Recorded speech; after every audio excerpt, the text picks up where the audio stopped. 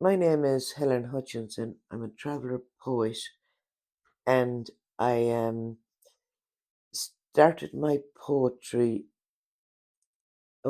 maybe 5, 6 years ago, but on and off I've been doing it for a longer time. But I was doing it for therapeutic reasons, for to get um stuff out of my system because of the being forced to settle down in 1967 and losing my way as a traveller in life and losing two brothers through suicide, through being forced to assimilate, and to um, to come to terms with who I really was as a person and where I belonged, and to who my identity was. Who am I? What am I?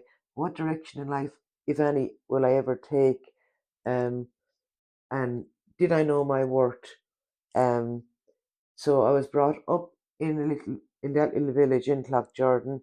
I went to school there. I faced racism like all other travellers do as children going to school. We overcame that, and we became a kind of a good knit community. Travellers come settle people in Jordan. Um, so my home would be Jordan. That is where my heart is. That is where my parents are buried.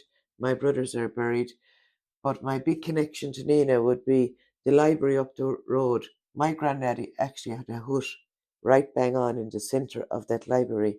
So every time I look up at that, it reminds me of home too, because I used to come in there in the summers when I was a child and we'd play around that little hut with granddaddy and Auntie Peggy.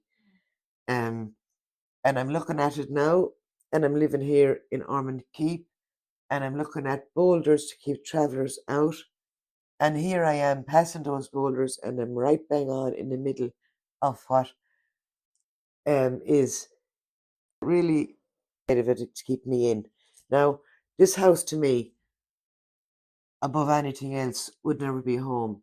My real home, if I were to speak about from my veins, are the roads of Ireland. I was taken off them.